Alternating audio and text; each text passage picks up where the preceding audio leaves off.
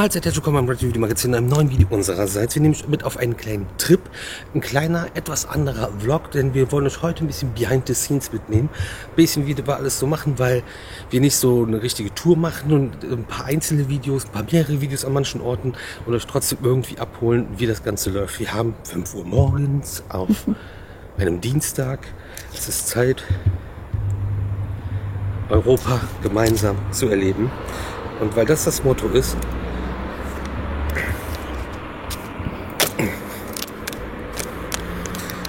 keiner hat gesagt, dass Gemeinschaft einfach ist. Toll.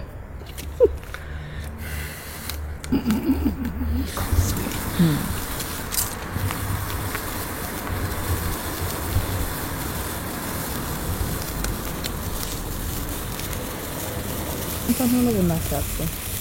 Ich finde das jetzt auch ein bisschen enttäuschend. Zum Glück haben wir noch eine. Was ist das denn? Zum Glück haben wir noch eine. Ja gut, in diesem Sinne.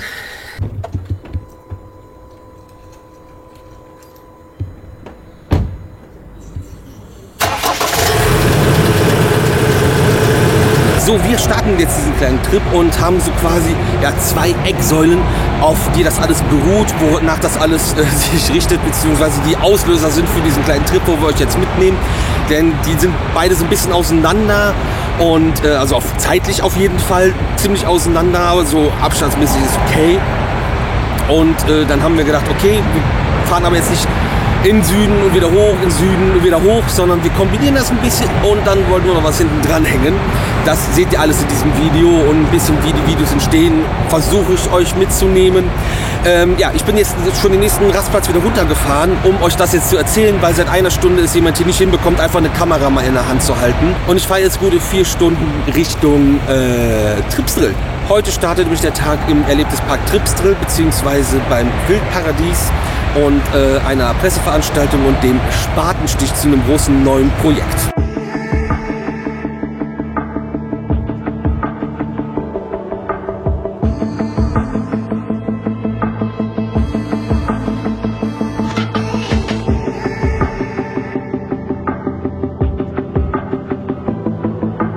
So, Hälfte ist geschafft, kommen wieder mal viel zu gut durch und haben schon eine halbe Stunde gut gemacht jetzt unterwegs. Sind jetzt im Hunsrück, kurzer Break, schnelles Frühstück, eben Brötchen rein, was mitgebracht ist. Und dann geht's den Rest weiter entspannt, A61, machst du nichts falsch, kannst du schön rollen lassen. Zwischendurch 1 Grad, so ein bisschen Frost auf dem Tisch. Max 4 Grad bis jetzt erst. Aber die Sonne scheint, also richtig geiles Wetter. Und man wird bei so Trips, die dann so früh losgehen, vor allem jetzt in der Jahreszeit, jedes Mal mit einem wunderschönen Sonnenaufgang beglückt, belohnt, wäre das richtigere Wort gewesen.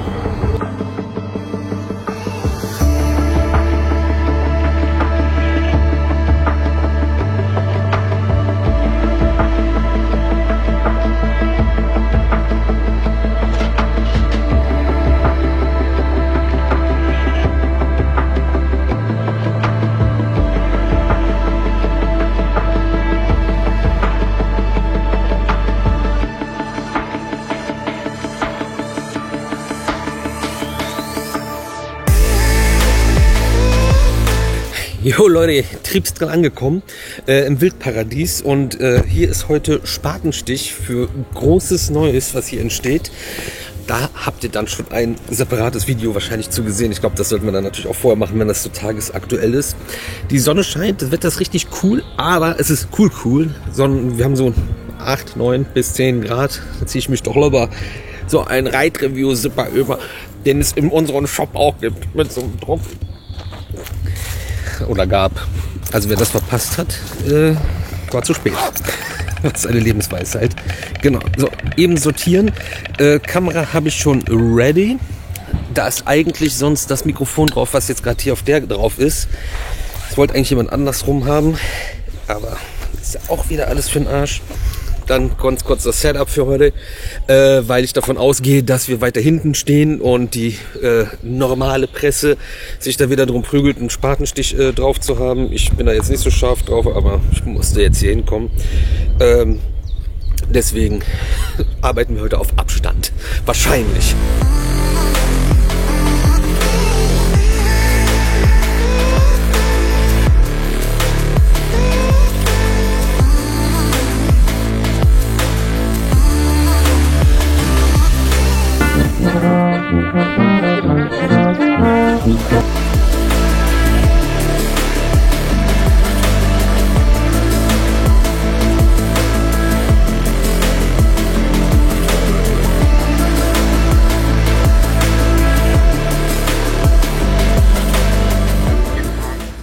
Und deren Familie kombinieren konnten.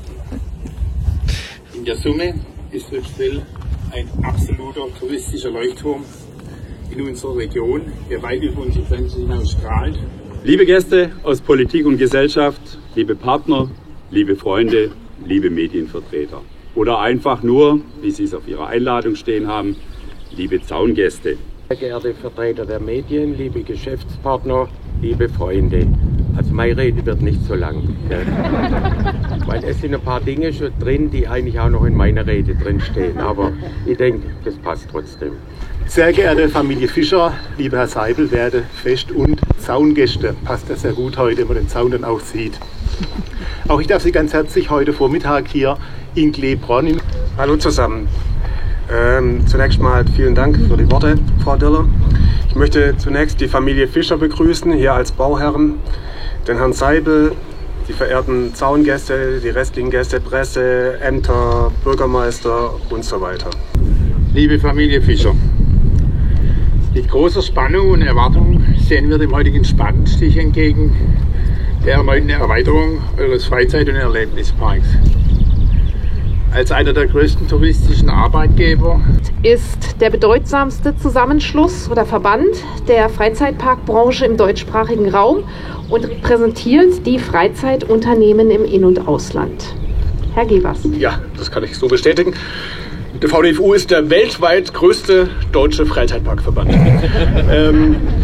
Meine Damen und Herren, sehr geehrter Herr Helmut, lieber Roland, liebe Familie Fischer, lieber Herr Seibel, liebe Vertreter der Kommunalpolitik, liebe Gäste, Freunde und Unterstützer des Erlebnispark Trepsdrill, auch in Anerkennung der Leiste für die gesamte Branche, als Vorreiter, als Visionäre und als stabile Leuchttürme für einen tollen Freizeitpark in der Region, für die Region.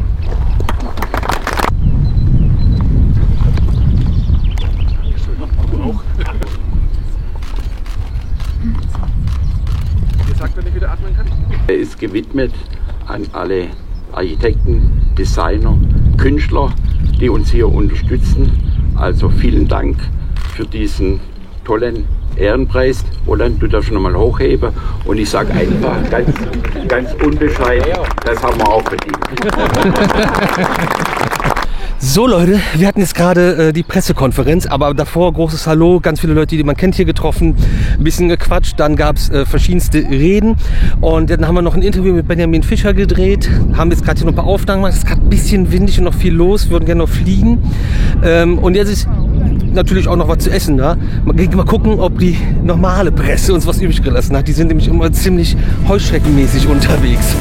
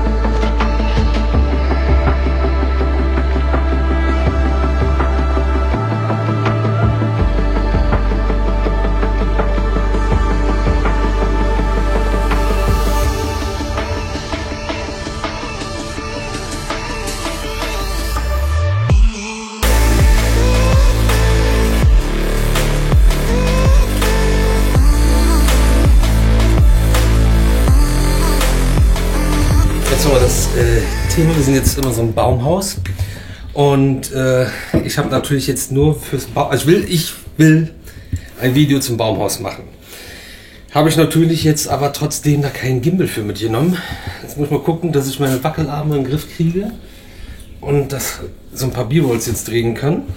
Und danach drehen wir ein Video zum Haus selbst. Wir haben nämlich jetzt gerade auch noch ein Video zum Thema Inklusion bzw. Barrierefreiheit gedreht. Genau. Wir drehen. Es gibt, glaube ich, am Ende 4 Videos aus Tripsdrill aus 2 Tagen. Also 2 Videos pro Tag ist doch wieder nicht so viel. Genau. Aber bevor wir hier wüten, einmal filmen, wie es hübsch aussieht. Und dann drehen wir nämlich ein Video über das Haus, Baumhaus. Haben wir schon mal gemacht, aber ich glaube, ein frisches neues Update schadet nicht. Und ich finde die zweitbeste Übernachtungsmöglichkeit in Freizeitparks, die es überhaupt gibt, meiner Meinung nach. Von denen, die wir gemacht haben, Sternchen. Nach was? Ja, das habe ich in einem anderen Video gesagt. Ich glaube, du hast Sonnenbrand. Gut, dass wir die Sonnencreme eingepackt haben. Ja. Aber nicht gedacht, dass wir heute da. Ja, habe ich nicht mit gerechnet.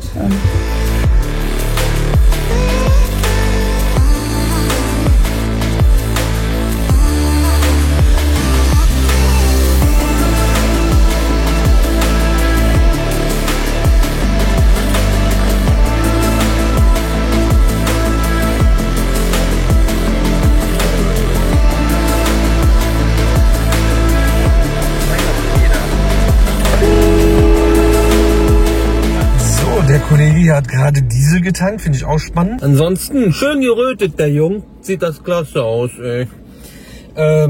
Ja, zu viel Sonne, war aber auch echt sehr, sehr gutes Wetter heute. Gerade getankt, wir fahren jetzt zum Abendessen, treffen uns dann jetzt noch mit Benjamin und Porti und gehen mit den beiden zusammen Abendessen. Gerade noch ein LKW hier rausgewunken, ein bisschen Chaos hier an der Tankstelle. Ist auch die einzige Tankstelle weit und breit. Uschi ist gerade den Kraftstoff bezahlen und dann geht es weiter.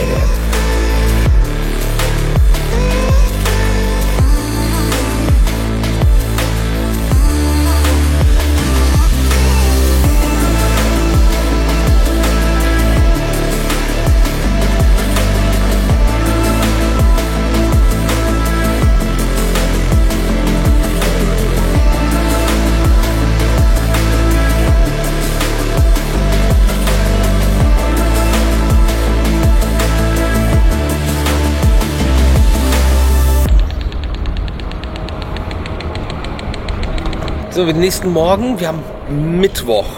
Gestern war hier hinter mir Baustelle, der große Spatenstich. Dann habt ihr, glaube ich, gesehen, wir haben im Baumhaus übernachtet hier in Tripsdrill, beziehungsweise im Natur Resort. Noch mal ein bisschen was gearbeitet, waren dann essen. Ich weiß nicht, was wir gestern erzählt haben. Und haben auch im Park schon was gedreht und ein bisschen was angeguckt. Und wir fahren jetzt wieder rüber in den Park und werden erstmal Zeug machen, was ihr nicht seht. Werden wir dann, aber wir werden vielleicht ein bisschen mal gucken, was wir euch erzählen können, was wir gemacht haben. Wir werden es euch wahrscheinlich nicht zeigen können. Haben jetzt gerade wieder alles ins Auto gepackt, ausgecheckt und ich weiß jetzt noch nicht, ob vielleicht dann doch nur noch T-Shirt-Wetter heute ist. Wahnsinn. Wir haben April, ne? Aber so voll geil, ey. So wünscht man sich einen Saisonstart. Vor allem geil für alle, die es jetzt schon gemacht haben. Und doof für alle, die erst am Freitag bzw. am Samstag anfangen. Freitag fangen die. Am stillen Feiertag. Nee, Samstag fangen die meisten an. Das ist erst die Woche drauf, Ostern, ne? Das ist auch Ostern. Nee, jetzt ist noch kein Ostern. Nee, aber jetzt, Hessen oder was, haben doch jetzt schon Ferien. Macht man euch davor, Ostern ist in der Mitte zwischen diesen Ferien. Die Storche drehen ja alle am Zeiger. Wir fahren eben rüber. Storche gesagt? Ich habe Storche gesagt. Das heißt Störche. Nee, ich bin international, ich habe keinen Umlaut.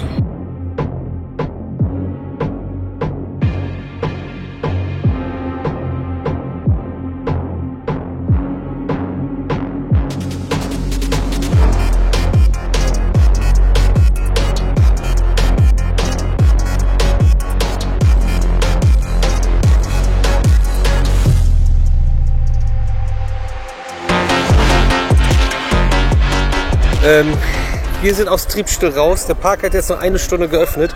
Ich bin neuer Besitzer, stolzer Besitzer, neuer Tripsdrillettin. Meine Aldi-Lettin habe nämlich ihren Geist aufgegeben. Das werden die immer knallhart getestet. Wir können euch fast nichts erzählen. Wir sind aber Achterbahn gefahren. Karacho, Hals über Kopf und Volldampf wurde natürlich qualitätskontrollmäßig von uns einmal gefahren und haben uns ein paar Bereiche heute hinter den Kulissen angeguckt hier in Tripsdrill und haben uns ganz viele andere Sachen angeguckt, die noch gezeichnet sind. Und Wahnsinn. Ich freue mich, kommt alle hin, noch mehr. Bringt alle mit, die ihr kennt, dann geht alles schneller. Was da vielleicht noch kommen mag, die nächsten Jahre. Aber was jetzt aktuell schon gebaut wird, habt ihr ja in einem anderen separaten Video gesehen. Das wird auf jeden Fall vor dem hier schon online gewesen sein. Himmlisches Wetter. Ich würde unfassbar gerne jetzt noch Aufnahmen machen von den wirklich mit Liebe gemachten, sehr schönen Attraktionen hier im Park. Aber eine Stunde noch jetzt rein und dann machst du hier keine Ahnung. Eine Stunde mache ich Hals über Kopf. Schade.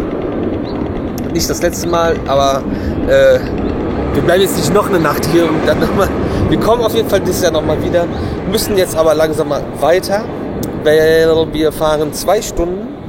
Genau. Das war jetzt auch komplett ohne Rucksack, ohne irgendwas rumgeschleppe. Super entspannter, spannender Tag.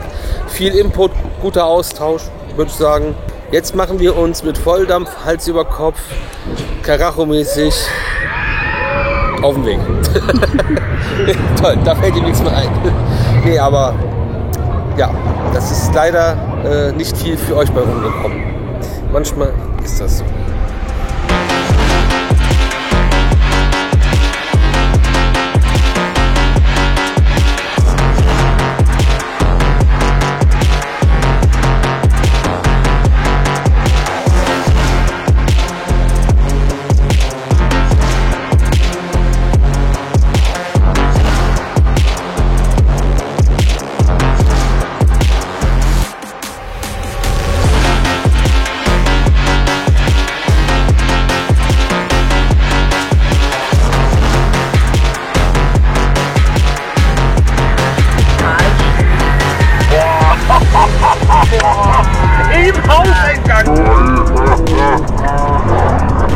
So Leute, kurzer Zwischenstopp beim Supermarkt. Wir fahren ja über Land ein wenig, weil das Wetter sehr schön ist. Hier wird überall geblitzt wie wahnsinnig. Und bei 30 in irgendwelchen Kackdörfern, ich weiß es nicht. Wir sind in Offenburg. Blaues Licht auf dem Klo hier vom Supermarkt erklärt, glaube ich, alles. Und die Leute hier drumherum sind auch blaulichtwürdig. Wir fahren mal. Aber es ist noch eine Dreiviertelstunde oder so, ne? Mhm. Also wir sind ja gleich schon da. Ja. Also da, wo fahren wir hin? Was haben wir gar nicht gesagt? Ettenheim. Ettenheim. Ettenheim. Was? Etten. Ettenheim. Etten. Ich würde das E-T-T-E-N. Ich würde es umbenennen in Ettheim. Von Ja. Ed Euromausheim. Ja. Ja, kommt Mach der her. das. Heimkind. Tschüss. Tschüss. Bitte denken Sie an Ihre Parkscheibe.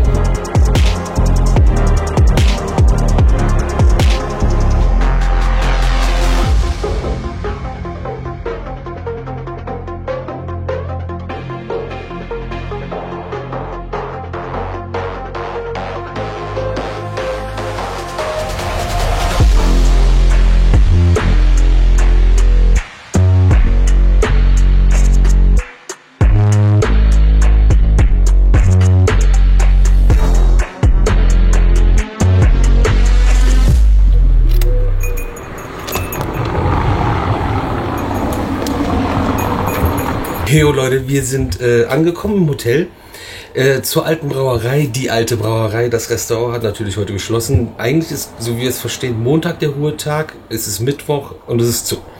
Nun gut, deswegen waren wir auch gerade noch am Supermarkt und haben uns ein Hähnchen, die ist hier Antipasti und so geholt und fertig ist. Wir haben das Fischerzimmer, Fischermann? Fischerstüble? Fischerstüble, genau, es ist Fischerstüble. Tut er das? Der singende und tanzende Fisch singt und tanzt nicht mehr.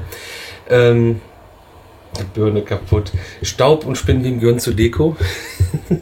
Und ganz viele Leuchttürme, Bötchen. Und der Rest vom Hotel ist...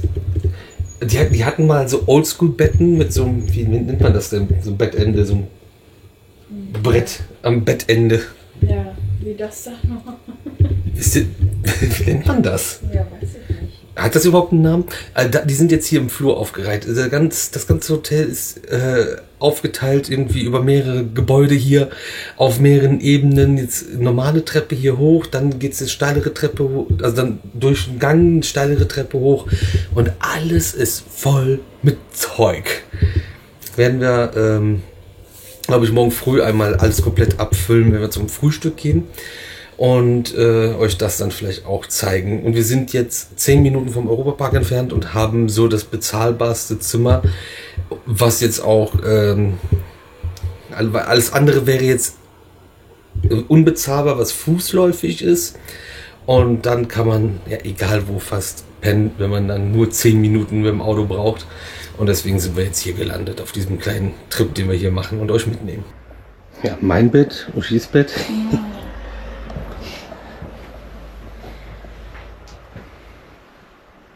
Ist er das? Ja, bestimmt.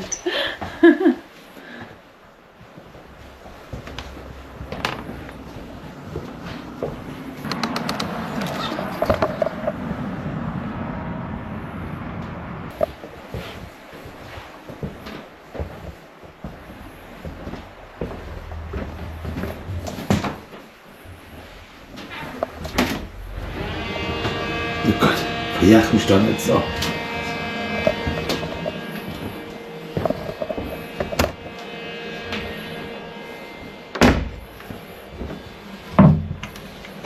Ach, hier ist noch ein Schrank hinter.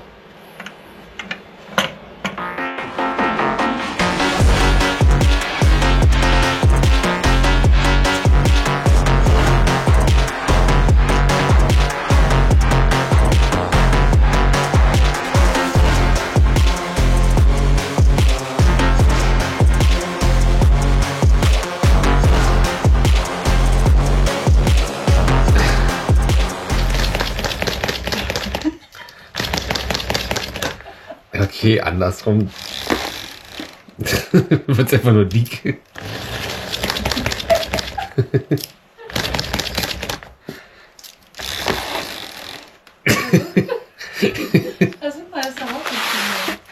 Nicht, ob ich das gruselig finde, wenn ich im Bett liege und die Nachttischlampe anhabe, hier so hochgucke. Naja.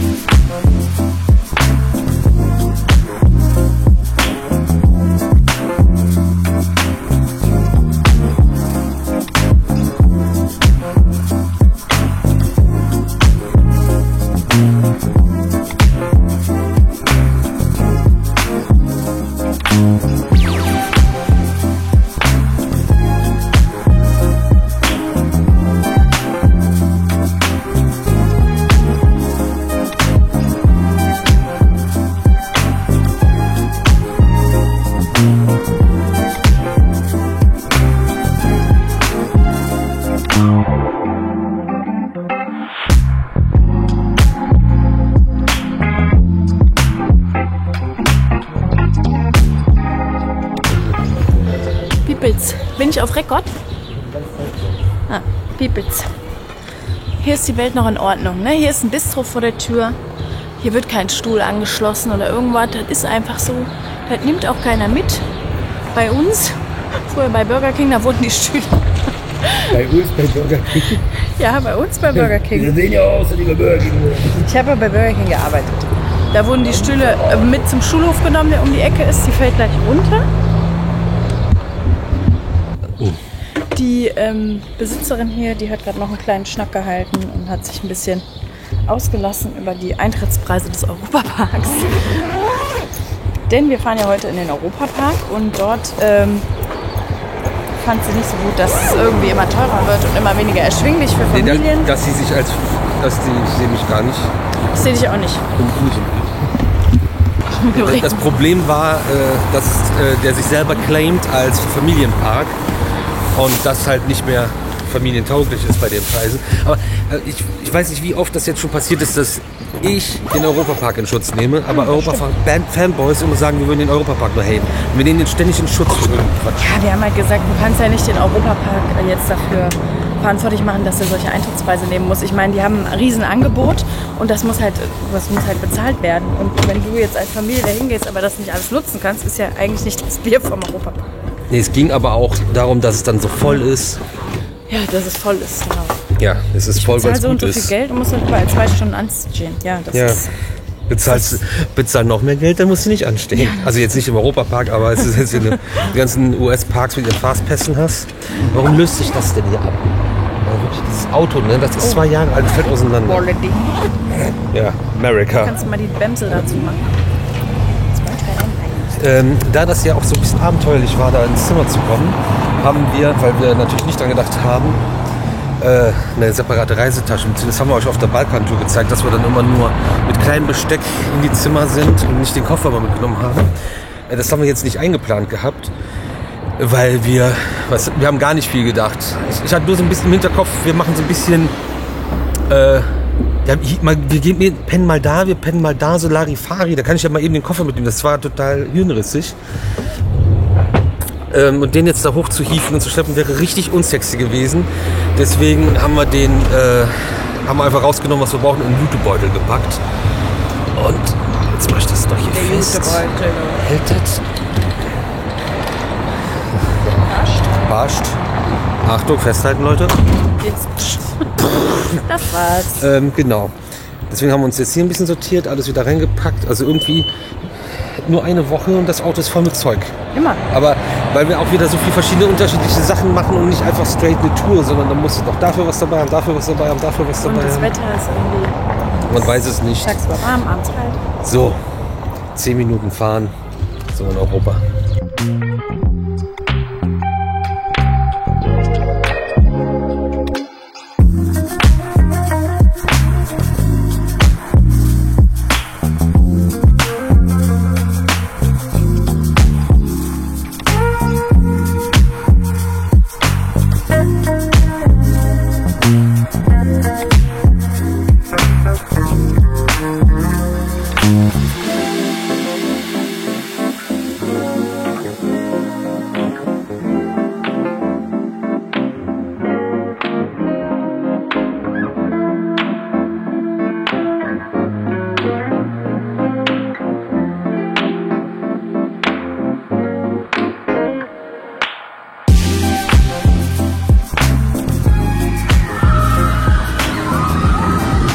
Wir wollen euch noch ein bisschen abholen. Wir machen hier so einen eigenen Vlog aus dem Europapark, aber Setup-mäßig dann vielleicht, was man so mit hat. Also das ist ganz kleine Besteck, was wir heute dabei haben. Morgen überwiegend in der GoPro Hero 13 Black, wenn das stimmt. Neueste, keine Ahnung, mit Media Mod. In Australien habe ich mich das nicht getraut, mit dem Log-Profil zu filmen. Jetzt habe ich es im Frontalsand gemacht. Ich glaube, das sieht schon stark aus. Also viel besser als dann das normale. Hast du viel weniger auf die Karte. Weil mit so einer DSLM-Kamera filmen einfach unpraktisch schwer umstellen, weil alles manuell. Aber die benutzen wir auch für Aufnahmen und wir haben jetzt die Sony FX3 im Einsatz seit letztes Jahr Sommer. Juli, August haben wir die, glaube ich, gekauft, weil die A7S3 angefangen hat, den Geist aufzugeben. Die hat einfach, wenn du auf den Videoauslöser gedrückt hast, im Videomodus ein Foto gemacht. Das ist ein S3-Foto. Oder ist einfach ausgegangen beim Film. Also Aufnahme beendet. Einfach so, keine genaue Zeit, weiß man nicht. Ist nicht mehr passiert, seitdem wir die gekauft haben. Wir haben nämlich die A7S3 dann noch auf Balkantour mitgenommen und haben die FX3 zu Hause gelassen, weil wir Angst hatten, dass sie uns alle überfallen. Du hattest Angst. Das ist über die Kamera mit der gefilmt, bei Shotgun-Light drauf. Ich habe das Gefühl, das war bei den anderen Songs immer besser, als es jetzt auf der FX3 ist. Wir starten jetzt gleich die Videorunde und ganz kleines Besteck bedeutet dann als quasi die ganze Zeit drauf objektiv ist das 24-105 Blende 4 ist jetzt nicht das schönste Objektiv. Also macht nicht das schönste Bild, aber es hat eine große Range an Brennweite und ja, mit der Blende muss man dann klarkommen. Aber damit kann man halt schon viel machen, ohne dass du jetzt entweder die riesen Telelinse hast, das Power Zoom oder irgendwelche Festbrennweiten, die dann wieder zu viel Spielraum bieten. Und Festbrennweite ist das Stichwort und das ist das Masterpiece einfach für die Dark Ride On-Ride, die wir seit zig Jahren machen. Ich glaube sogar noch, das hatten wir schon auf der Sony A7 III drauf. Irgendwas wackelt da drin auch schon. Nicht versprechen. Aber es funktioniert. Sony G-Master, 14 mm Festbrennweite, Blende 1.8.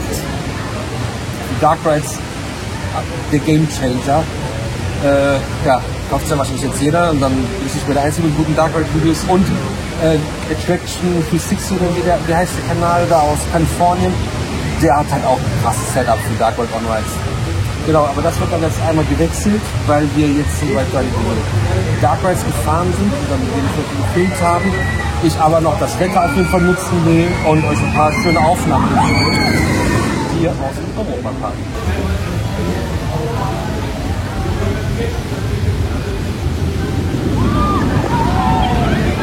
Was ist denn hier los?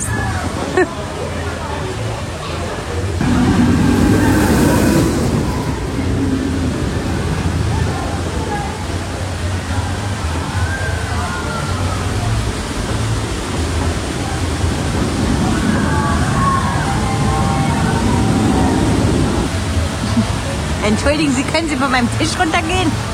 Die tapfersten Helden versammelt. Dort wird sich auch unser Schicksal entscheiden. Wir wollen uns der Herausforderung stellen.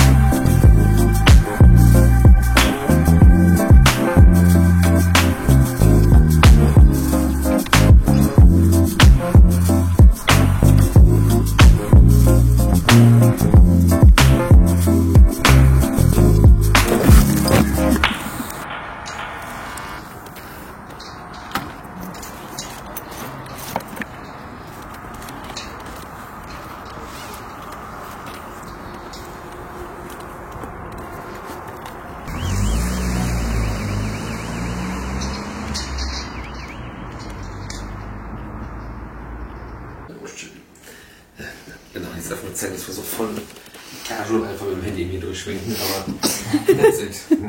Ein Badezimmer. Ein Oschi.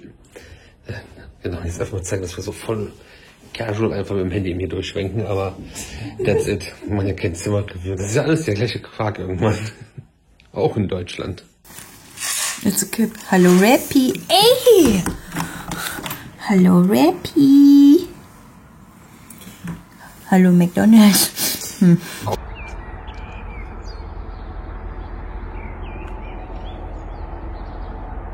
Ja.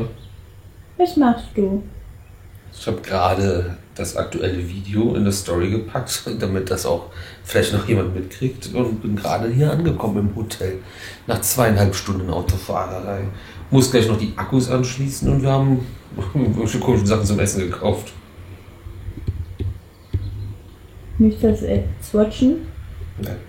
Nee, ne? Wir haben mit Florian noch telefoniert, aber die sind noch ein bisschen länger am Arbeiten heute und komm, macht in Ruhe fertig, jetzt nicht hier hektisch werden.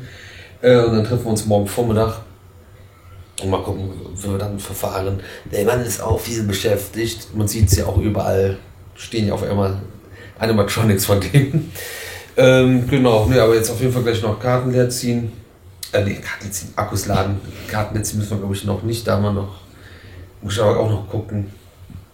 Aber da haben wir eigentlich noch genug Kapazität. Aber da müssen wir auch weitermachen. Ja.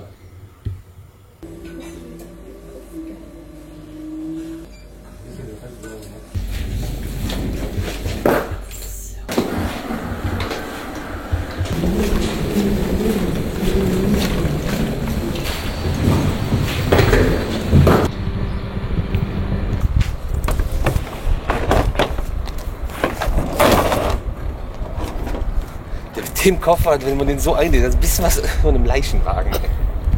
Wir sind wie Ford, nach 2 Jahren haben wir da auch die neue noch nicht reingetan. So, wir haben jetzt gefrühstückt, ausgeschlafen, rumgelungert, weil wir ein bisschen später los müssen, weil Florian vergessen hat, dass er noch einen Banktermin hat. Wir fahren jetzt zu Hüttinger Animatronics nach 10 Minuten von hier. Wir sind außer am Alp in... Wo steht? Nee. Märklingen. In Märklingen. Und wir fahren jetzt in den Speckgürtel von Ulm quasi rüber. So irgendwie. Genau, da sitzt er mit seiner Firma. Jetzt wollte ich endlich mal eine Baumaschine. Ja. Fangen die erst um 10 mit der Baustelle an oder was? Im Industriegebiet. Aber obwohl die Autobahn auch direkt hier ist, hörst du die gar nicht, ne? Stimmt. Krass. Gut. Jetzt wird wie so ein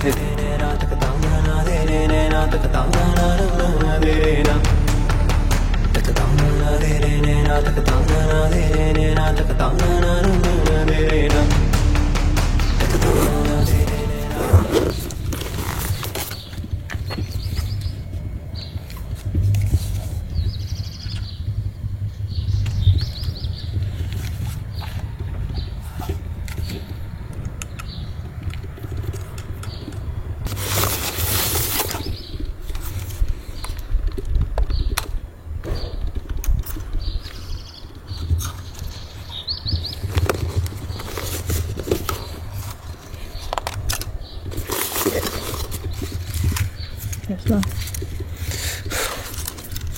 Selber. Hey.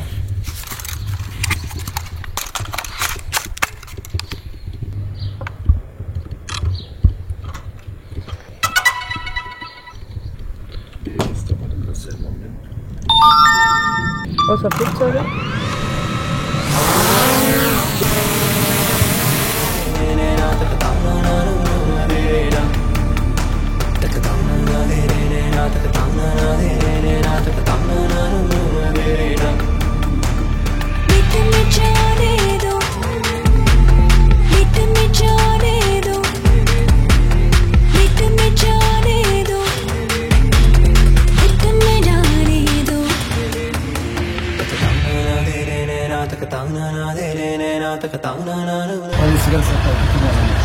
Wir haben jetzt, was haben wir jetzt, 5?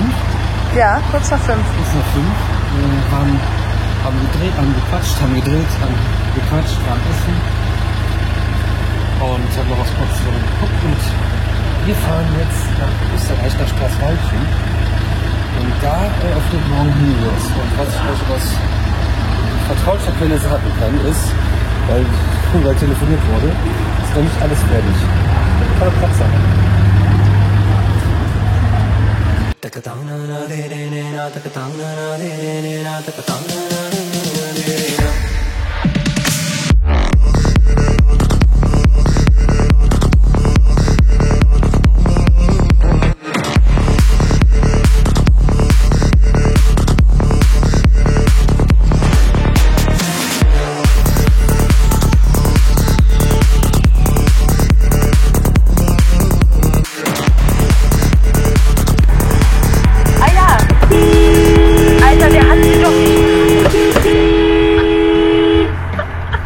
wir? Ich auch nicht. Das Dorf nach Dorfen. Da waren wir schon mal, deswegen kenne ich das. Jetzt sind wir irgendwo anders runtergefahren, machen hier so einen 20 Minuten Umweg, um bei einem Edeka heute was einzukaufen. Hinter mir steht ein Pferd, davor vor einer Kirche. Weil in Straßwaldchen, wo wir jetzt hinfahren, das war echt eher. Junge, ey. Das ist ein Typ, der ist reingerannt durch den Ausgang, also durch die Kasse falsch rum, reingerannt. Auto stand vor dem Laden, offene Tür. Ich weiß nicht, ob der Kondome geholt hat, weil heute mal jemand Ja gesagt hat. Keine Ahnung. Ja, und also wir haben halt ordentlich gefrühstückt. Wir waren ja gerade im Mittagessen. Aber dann brauchen wir jetzt nicht essen gehen heute Abend. Dann holen wir uns einfach noch im Supermarkt noch eine Kleinigkeit. Hier ein bisschen Knoblauch, Dippen, Baguette, bisschen Schinken. Fertig ist die Lauge.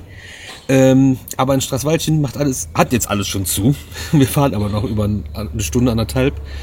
Deswegen haben wir dann das jetzt hier angesteuert, weil da war dann auch in der Zeit so, ja, wenn wir noch weiterfahren, dann haben die anderen Sachen auch schon zu. Hier werden die Bordsteine hochgeklappt.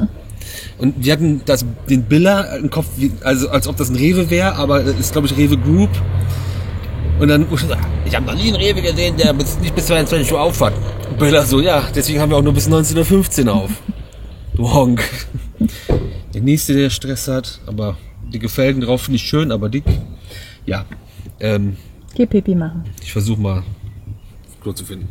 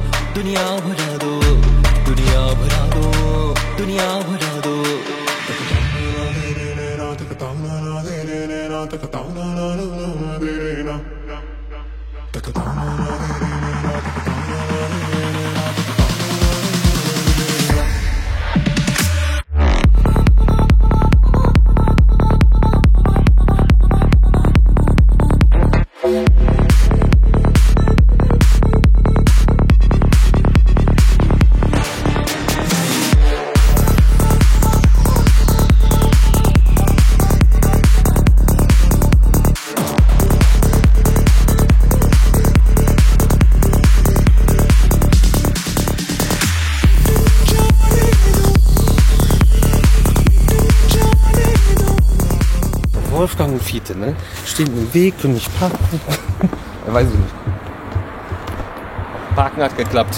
Stehen im Weg. Gehen ja auf Seite. Du willst aber nichts. Wir sind in Straßwaldchen angekommen, in unserem Hotel. Und checken jetzt mal ein und gucken dann, ob wir noch starten heute.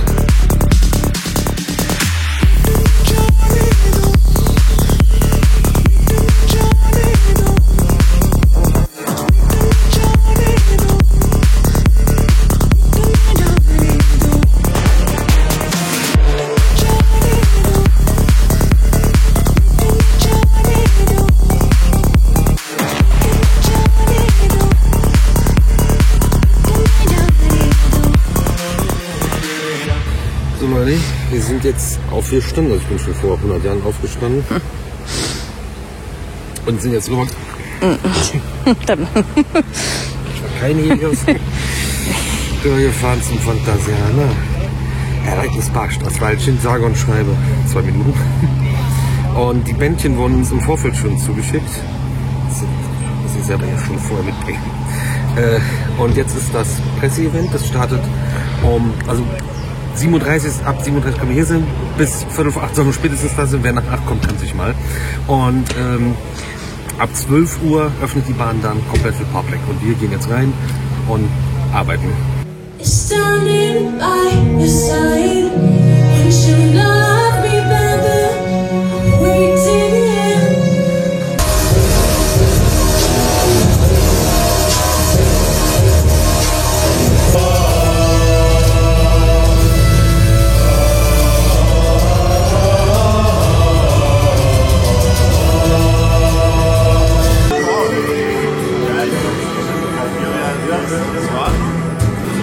so rot.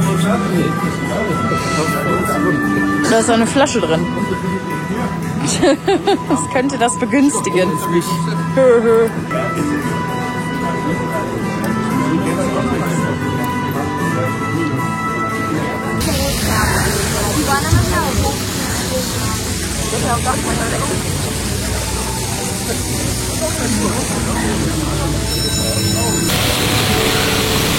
Oder das hier, diese Frage steht. Oh Gott, das ist Kameras. Okay, auch dabei.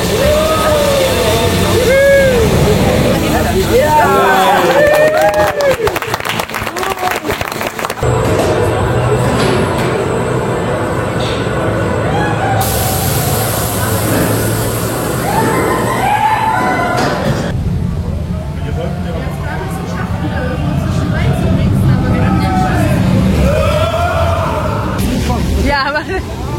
Ja, der kommt gleich. Dann gehen wir hin. Ich will nur kurz warten. Warte, Moment. Ja, das kann ich normal schicken. Und jetzt?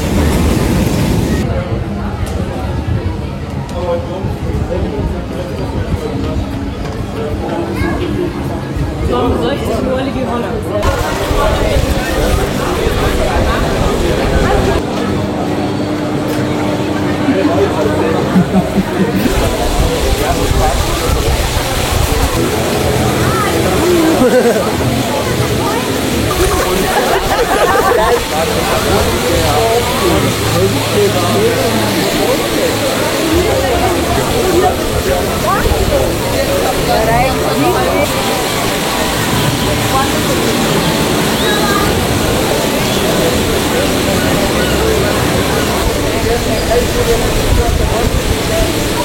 Was machst du?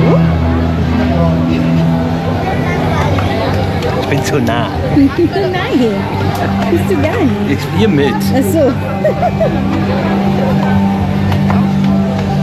Das ist der Moment, wo ich immer denke, das sitzt so ein Kind, eine Handvoll von den Steinen und schmeißt sie da einfach rein.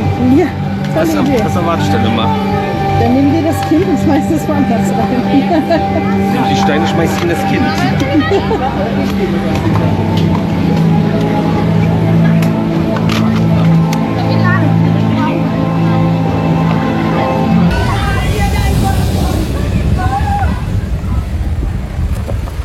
Was machst du?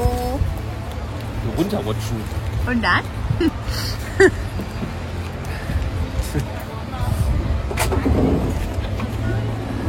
Ist da ein Bürste drin? Ich weiß es nicht. Ich habe keine Haare. Ja, du brauchst ja auch nicht gucken, habe ich gesagt. Wenn, dann ist sie orange. Das ist ein Schuhanzieher. Das ist doch auch schön. Yummy, Shaker von Holly. Oder ist die in dem Koffer? Ich weiß es nicht. Nein. Also in dem Ja, ich weiß, aber nein. Gerätekoffer. Glaube ich nicht. Ich glaube, du hast sie gesehen, weil die war sehr, sehr lange hinten drin in der Tür. Aber die ist jetzt nicht mehr hinten drin. So, wir haben alle Aufnahmen nicht gemacht. Stimmt gar nicht. Wir haben alles erzählt. Jetzt müssen wir alle Aufnahmen machen. Aber wir waren noch beim Mittag. Mario hat gesagt, wir gehen Mittagessen. Lassen wir uns auch noch breitschlagen zu so einem Quatsch. Genau. Einen Rucksack müssen wir auch mitnehmen.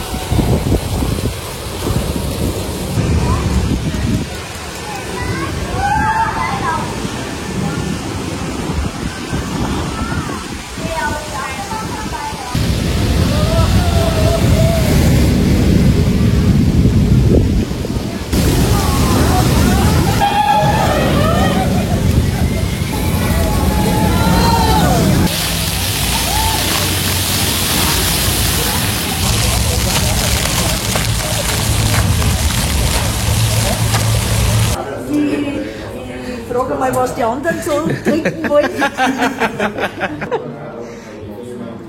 So, sind wir zu uns abgelaufen. Verdammt flotte Baustelle. Ja.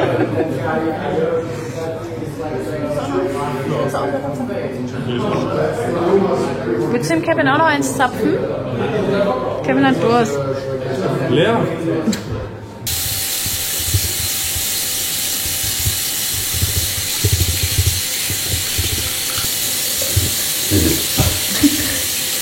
Es gibt Gründe, warum wir uns gestern Abend nicht mehr gemeldet haben. Und vor Sonnenaufgang sind wir schon wieder hier ready. Gleich. Weil wir jetzt nach Tschechien fahren. Logischerweise. Ich glaube, wir kennen das irgendwo anders als hier.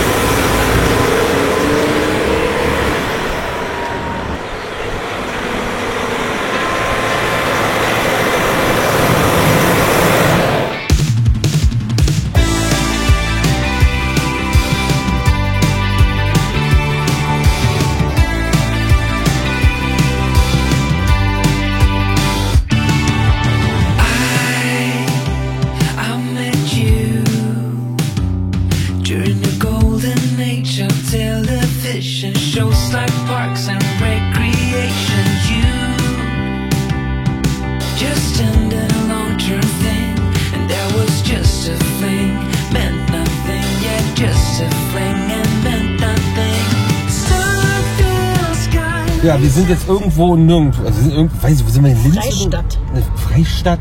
Alter, hier ist jetzt gleich irgendwie auf der Autobahn. Also erst ist die Autobahn gesperrt. Ne, die ist einfach nur gesperrt gewesen. Die ist einfach die Autobahn gesperrt, weil die irgendwie hier Marathon laufen. Irgendwie die Schnelllaufblades. Da kommen doch mal 2 Liegeräder. Was? Im Hintergrund, wie die gerade lang gelaufen sind. Jetzt werden die hier eingewiesen, dass sie hier mit ihren Hesslan-Rädern. Alter, wieso sind da so große Hinterräder dran? Wieso muss man da unten liegen? Guck mal, da kommt. Ist das am eng? Alter, boah, ist das peinlich. Wachowski ist auch dabei. Das ist, glaube ich, das Peinlichste, was ich je gesehen habe. Das ist der peinlichste Sport der Menschheitsgeschichte. Oh Gott. Ja, aber alles ist voll mit Copperinos hier und man kommt nirgendwo hin. Also da geht's auch nicht geradeaus weiter. Wir sollen eh nach rechts, aber ich weiß auch nicht, warum wir alle diskutieren. Aber das jetzt auch nicht. Weil die wissen wollen, wie man zur Autobahn kommt, weil es keine Umleitung gibt vielleicht. Theoretisch sind wir jetzt wieder auf einer fahrbaren Route. Das bedeutet dann, dass wir jetzt eine halbe Stunde verloren haben. Und bei 1,47 der Liter tanken wir nochmal schnell hier. Selbst wenn es in Tschechien billiger ist, kann man da bestimmt auch noch was tanken. Was ist denn dreckig, ey? Ja. Das ist auch eine Kotzsäure. Und die Motorhaube, ey. Aber ich glaube, wir haben den Dreck nicht mitgebracht.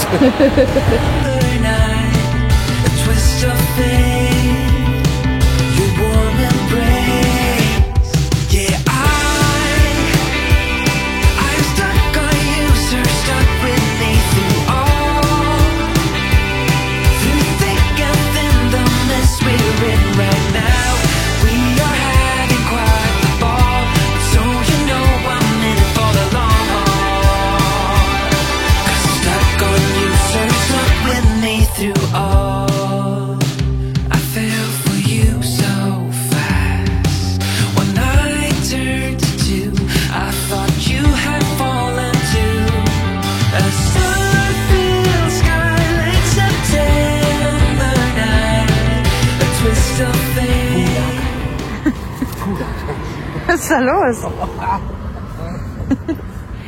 Es ist Pulaka, Pula-Alarm, Pula-Alarm. Pula-Alarm. Ich muss Pula. Wenn man so viel Pula haben muss, dass es Wiki wird. Oh. Alter, ich bin jetzt 4,5 Stunden hingefahren. Ich kann nicht mehr. Die GoPro? Nee, bleib hier. Okay. Ja, ich kann natürlich auch den Rucksack in den Lavendel hier rein. Lavendel.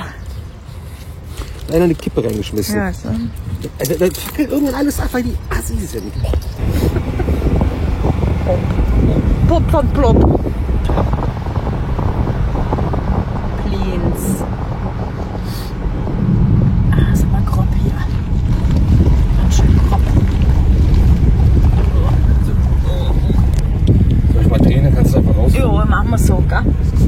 Wenn es passt. Das passt. UPS kann ja auch was werden. Nicht so schön. Nee, das ist sehr schön. Das ist noch nicht fertig. Nee, es ist einfach nicht fertig. Deswegen ist es noch nicht auf. Ach so.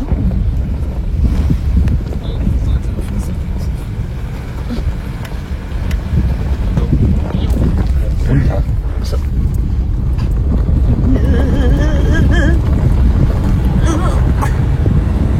Machst du wieder?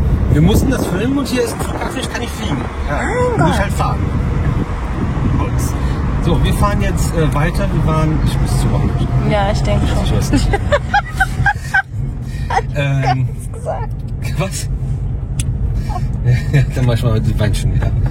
Wir fahren jetzt eine halbe Stunde zu einem großen Lunapark oder Kirmes hier in Tschechien, in Prag. Wollten eigentlich erst die kleine machen, wo nur ein Count steht, aber von der Fahrerei von hier aus makes that not so sense. Das macht es mehr Sinn, den großen jetzt zu machen und dann den kleinen. Dann machen wir das einfach. Und vielleicht ist es auf dem Sonntag auch besser, früh beim Großen zu sein, bevor es dann so voll wird. Und wir haben mit Maya angefangen. Da dachten wir noch, dass wir ja pünktlich ankommen, nicht eine halbe Stunde Verspätung haben. Da war ein Marathon auf der Autobahn. Da war ein Marathon auf der Autobahn.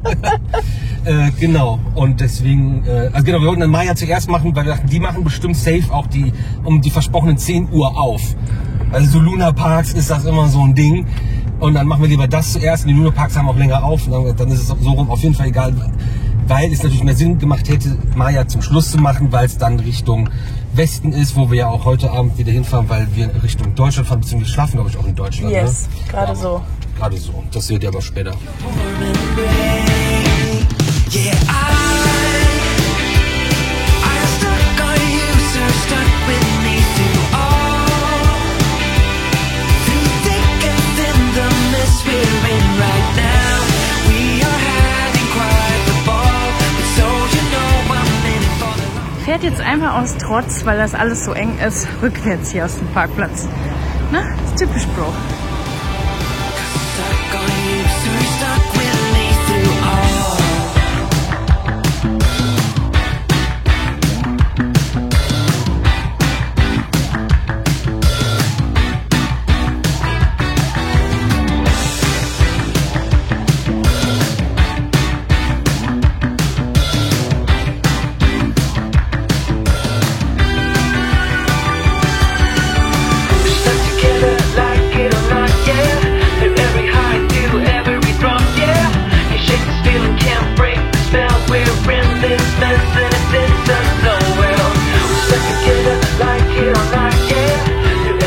Ja, wir sind weiter auf unserem Trip unterwegs. Wir waren ja gerade beim Lunapark, dann der Raptor, der Vorwärtsgang hat geklemmt, dann sind wir rückwärts vom Parkplatz gefahren, sind eine halbe Stunde jetzt durch Prag gefahren, haben geparkt und wo natürlich neben dem Autoscooter, wo auch sonst.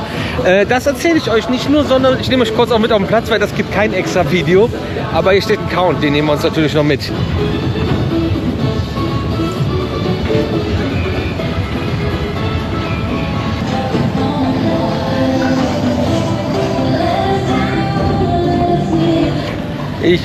Ich lieb's einfach. Das hat so viel Stil.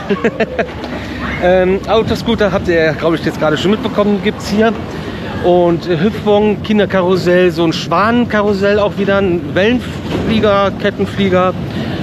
Ja, Bällebad, da kreucht vielleicht auch irgendwas gerade drin. Der tut nur den Hinterkopf und den Hintern rausgucken. Aber auch mit Hot Rod eine Achterbahn. Und ja, für die sind wir hier, dann gehen wir rüber. Achso, das ist kein Geschäft, das ist der Camping. Ja, da auch. Der sieht ja fast australisch aus. Vorsicht, Stolperfalle, Hüpfkissen. Und aufpassen, dass die jetzt hier nicht starten. Aber guck mal, die aufgestellten Bierbänke als Tresen im Platz sparend. Wie cool ist das denn? Was ist das denn?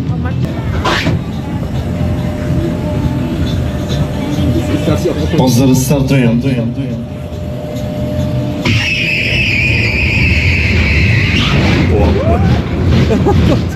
Der zieht aber wieder.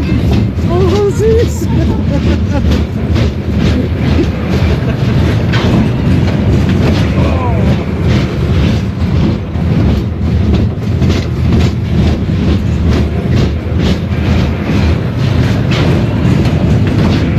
Ja, die Dinger sind einfach mega cool.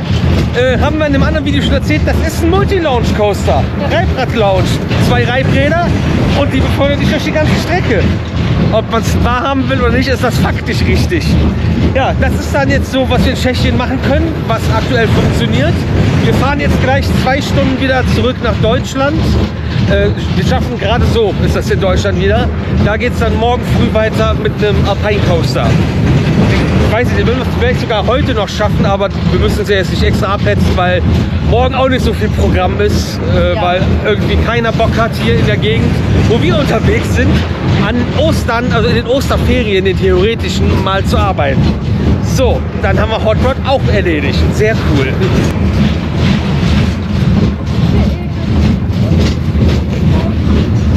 Ich glaube jetzt. Hast du denn das Richtige gesehen? Da ganz unten. Ich glaube, man sieht das nicht, aber fürs Abwasser haben die einfach ein Loch in den Boden gebuddelt. Aber soll mir jetzt keiner mit irgendwelchen osteuropäischen Kacksprüchen kommen? Das habe ich in Belgien auch schon öfter erlebt. Und da sogar für eine Urinrinne, die da selbst gebaut war, aus so einem halben, also so eine PVC-Regenrinne, die an einem Bauzaun mit Gefälle dran gehangen, und am Ende war auch ein Loch im Boden gebuddelt. Da ging die ganze Pipi rein. Muss man wissen.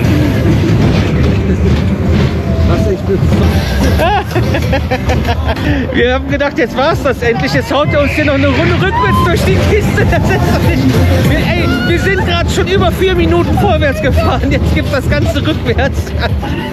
Aber ich glaube, das ist auch so nicht vorgesehen. Das macht er gerade von Hand.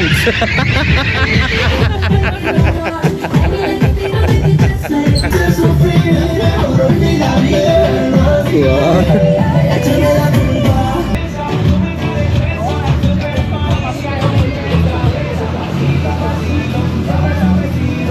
Wer sind Sie?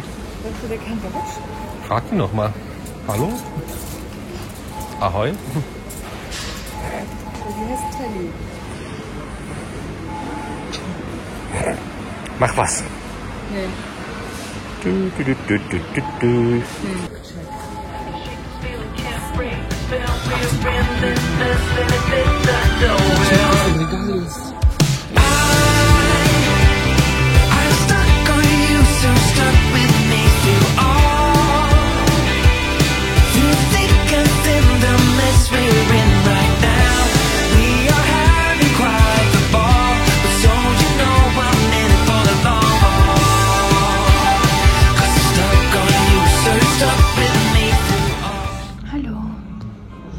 Warum sitzt du in einem Keller?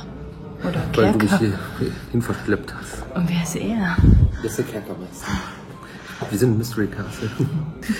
Wir sind jetzt 5 Minuten gefahren, nachdem wir bei Kaufland hier in Tschechien kurz hinter der Prager Grenze eingekauft haben, und müssen jetzt Mittag essen und sind jetzt hier gelandet. Das war das erste, was bei dir bei der Suche angezeigt wurde.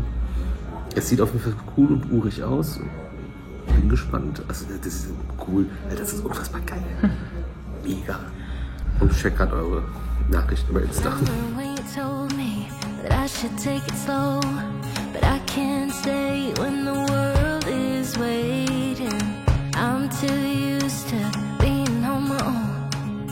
Hearts will break, but I have to chase it. I'm dancing on the edge again. The wind is calling my name. I'm dancing on the edge again. This time I'm not looking back, babe. You can change me, you can tell me down. I'll be echoes in every place I find. I'll break the molds with rebels mind. I'm a hurricane of free-born mind.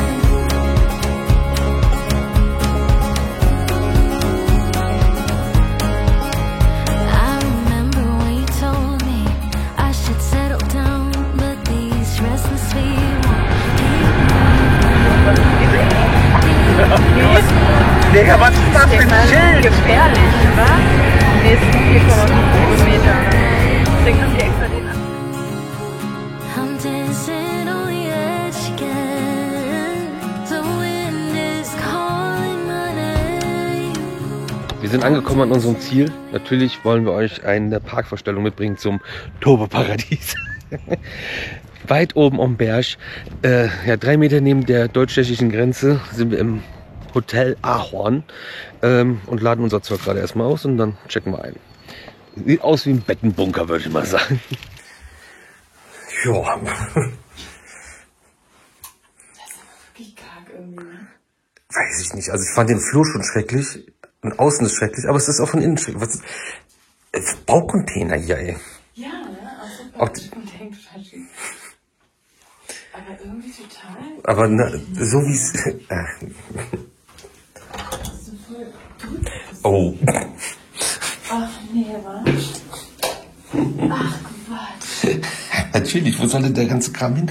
Ja, das habe ich gerade gemerkt, danke. You can change me, you can tell me down. I'll leave echoes in every place I find. I break the molds with the rebels line. I'm a hurricane of free, rolling mine.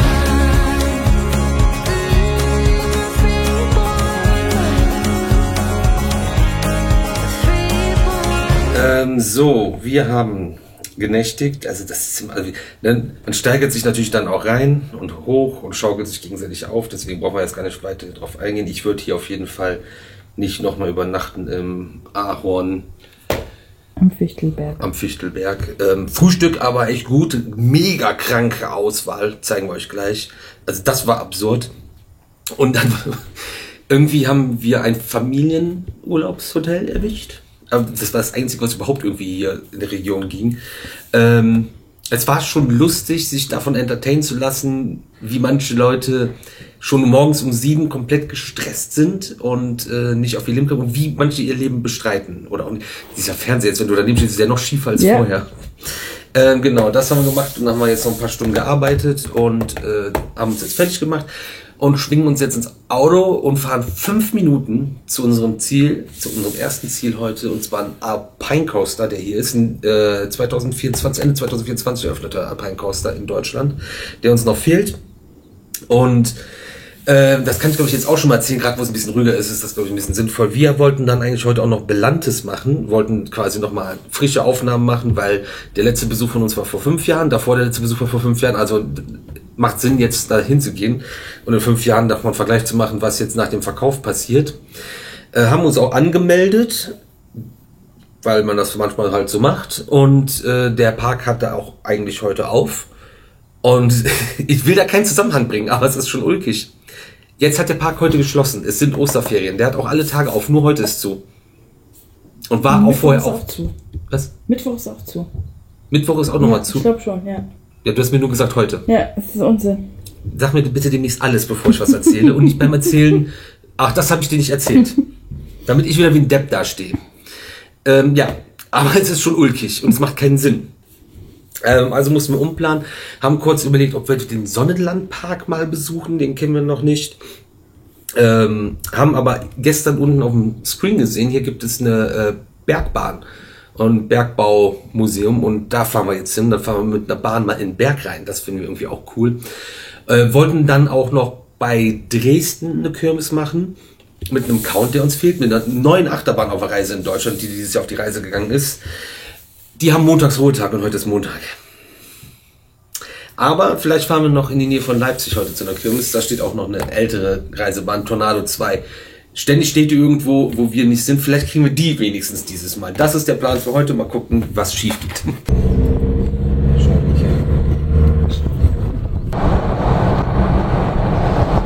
Ja, geradeaus jetzt doof. Hä? Da darf man schon rein, oder? Oder ist das hier mit Parken? Lieferverkehr frei. Ist keine Einfahrt. Was wir jetzt hier patschen.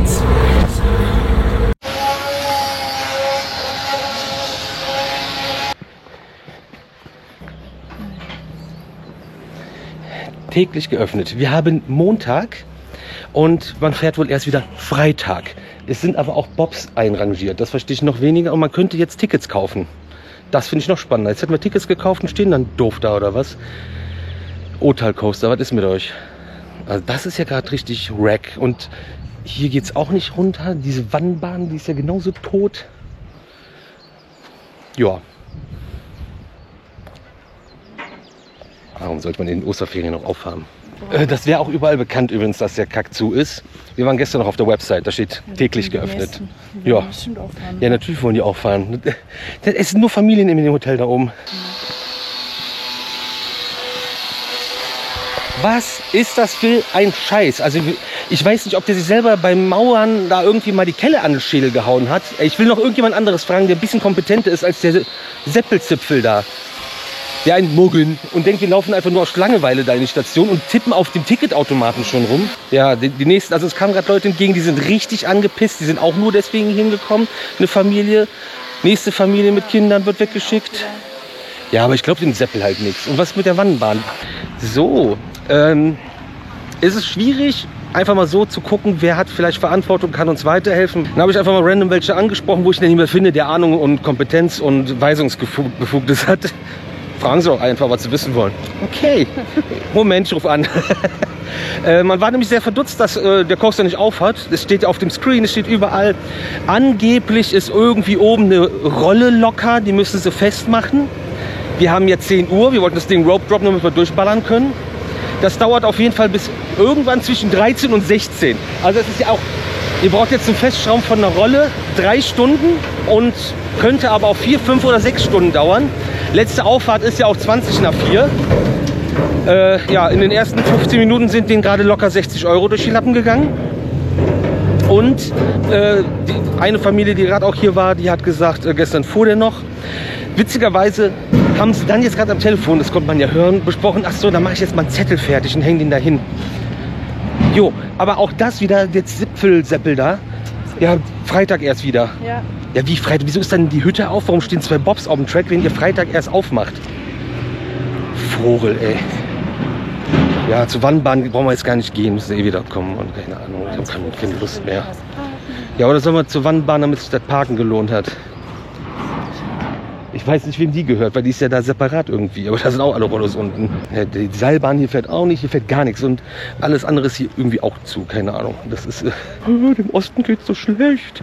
Ja, mit der Arbeitseinstellung. Das stimmt gar nicht, das ist jetzt so scheiße spät.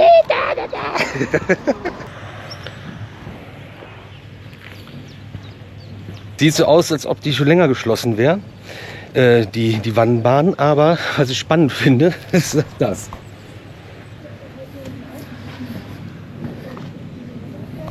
Aber es ist auch Werkstatt, da hat einfach jemand sein Werkzeug rausgeholt. Man muss wissen, welcher Sonntag das war. By the way, haben wir den 14. April, ne? Ja gut, das ist ja auch nur April. Kann ja auch noch der 30. werden oder so. Ab Sonntag 15 Uhr ist geschlossen. Bis April 25. Ah ja. Ja. Weil hier laufen uns die ganze Zeit Leute entgegen, die voll piss sind, dass man hier unter der Woche nichts machen kann. Kinder, die enttäuscht sind, dass sie nichts machen können und fragen, ob alles zu ist.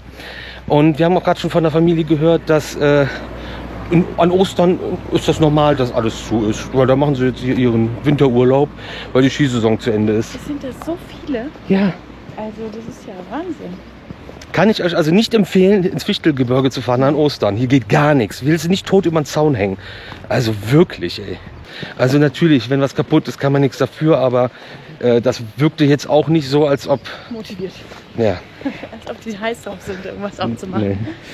Und überhaupt, also auch die Kommunikation. Wenn man jetzt nicht nochmal nachgefragt hätte, würde man sagen, okay, dann komme ich erst Freitag wieder. Das hat auch, weil unser Hotel hat ein bisschen was von Shining. Also um das nochmal vielleicht deutlich zu machen, weil gerne alles falsch verstanden wird. Wir sind jetzt nicht angesäuert, weil wir das Ding nicht fahren können, sondern das Problem ist einfach diese Haltung, diese Art und Weise und diese scheiß Egal-Einstellung. Das ja ist zu, das macht irgendwann auf. Oder ja, ist Montag, macht erst Freitag auf und das stimmt auch wieder nicht. Und ja, einfach diese Schulterzuck-Mentalität. Macht doch was anderes. Ja, plus hier geht gar nichts. Das ist auch nicht. Das ist mir auch egal, dass hier überhaupt gar nichts geht, weil das finde ich eher traurig und enttäuschend, vor allem für alle, die hier sind. Mir tun die Kids leid, die total gelangweilt sind. Oder die sollten sich auf jeden Fall mal zusammentun. Die sind aber alle gerade noch ein bisschen zerklüftet, weil der Junge muss hier mit seiner Mutter Fußball spielen, die null Bock hat, jetzt die Hände. Genauso motiviert wie die Leute, die hier arbeiten. Ja, vielleicht arbeitet die ja auch als Ententrainer. Ja, Also das vielleicht nochmal zum Unterstreichen. Also das ist eh der Trip der geschlossenen Attraktionen. Wir sind ja überhaupt hier gelandet, weil alles zu hat. Also wirklich alles ist zu, außer irgendwelche großen Parks, die wir schon x-mal Deutschland, beziehungsweise die was Neues bekommen, wo wir warten wollen, bis das Neue jetzt aufhört, bevor wir jetzt dahin fahren. Aber alles andere ist zu. Es sind Osterferien. Ich weiß nicht, wir haben ja in Ostern eigentlich nie was gemacht, außer Frankreich-Trips. Frankreich ist immer für einen da.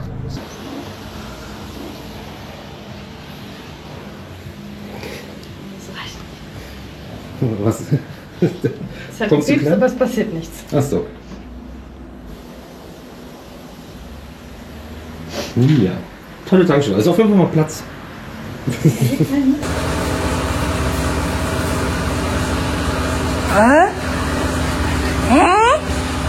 Eigentlich liebe ich diese Handschuhe, aber das ist ja hier so ein Ding, wo die ganzen Truckies auch haben. Und die haben alle immer ihre Handschuhe an. Und dann ist das siffig.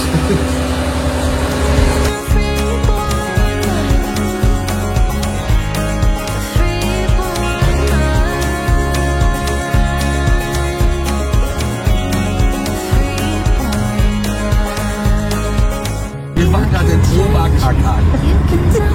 Wow!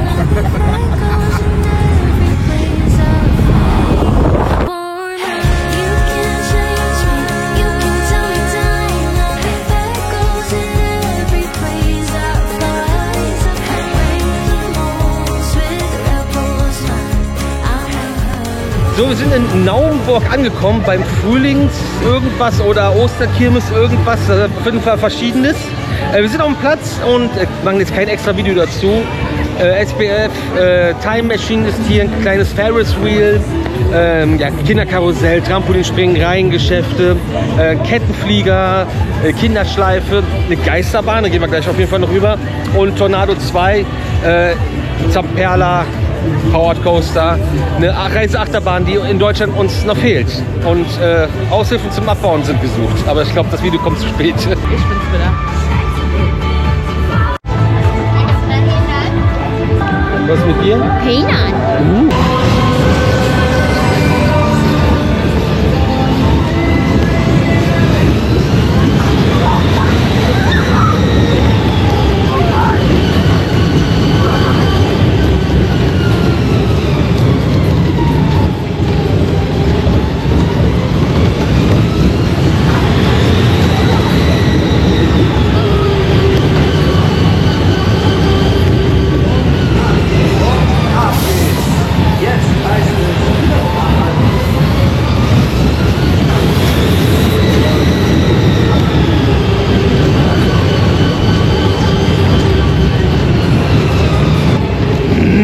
Das gute Nebelfluid. Ich lieb's einfach. Oh.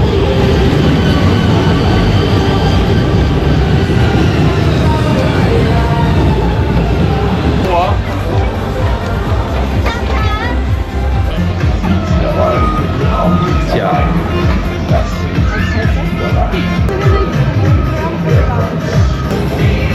Das war gerade eine seltsame Erfahrung. Gerade kein Mitarbeiter hat es gebeten, mal einen Schritt drüber zu gehen, weil der Kettenfliegereinsatz an den Kopf fliegt. Warum sitzt das Kind rückwärts? Das ist das Kultkettenkarussell. Kennst du das? Ich kann aber nur so 2 Rückwärtssitze, 3. Ja. Was ist das? Aber warum ist das so, dass mein Kopf abfällt? Naja. So, hat die Geisterbahn eigentlich einen Namen? Ich würde sagen, nein. Ja. Ohne Mann und Sohn. Die-geisterbahn.de. Ja. Ja. Das ist aber auch eine gute Domain, ne? Ja, so wie der Coaster übrigens 4 €. Wir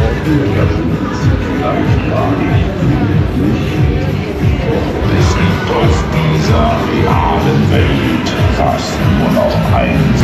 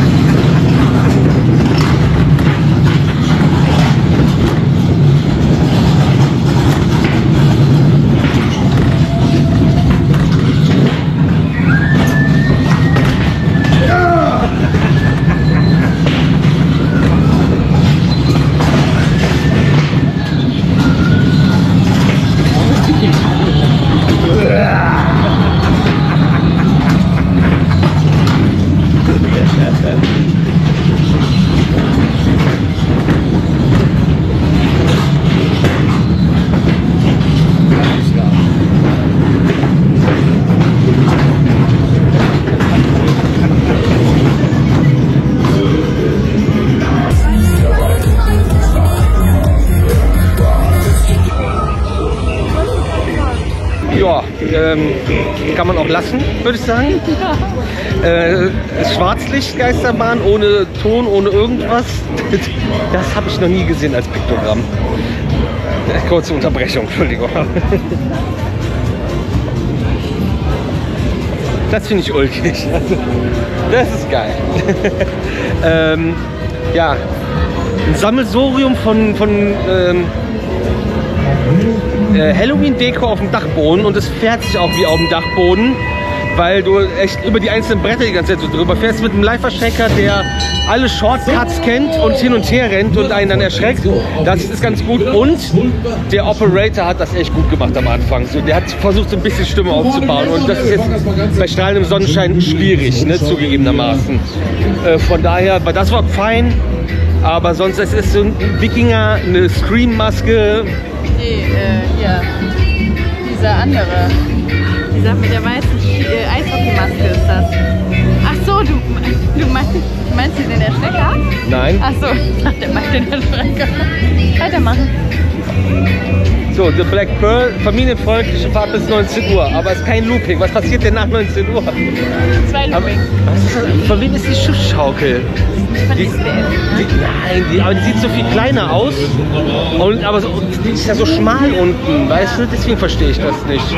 Aber auch ein großer Pirates Backdrop.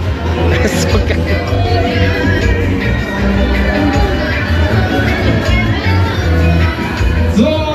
Nur wenn du es Black Pearl nennst statt Pirates of the Caribbean, kannst du trotzdem nicht alle Bilder benutzen. Doch, klar. Ja, doch, klar. Die kann ich nur.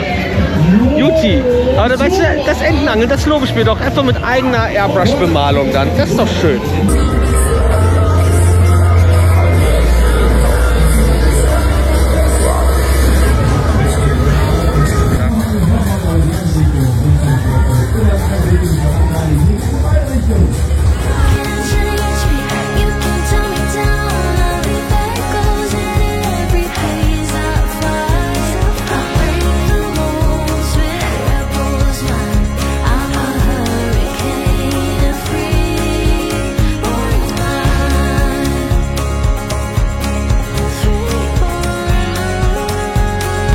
Das ist so geil, die ziehen einfach die ganze Zeit an denen vorbei. Jetzt aber die Bremsen uns damit jetzt noch mehr aus. Es versucht immer jemand Neues.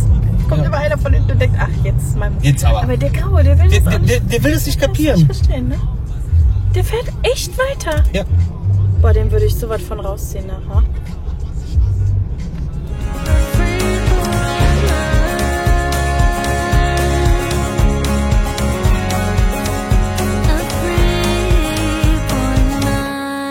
Das ist schon.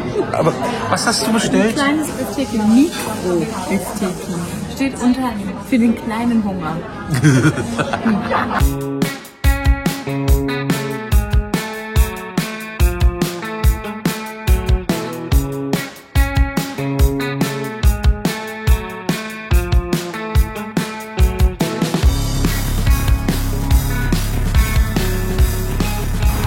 Es ist jetzt approved. Ich habe gesagt, wir fangen an, da stellen sich andere dazu, dann ist das alles legal. Und wir haben noch nicht mal ausgeladen, da kamen schon die nächsten. Tiefgarage kostet 12 € am Tag, ist aber schon voll. Und alles andere ist auch voll.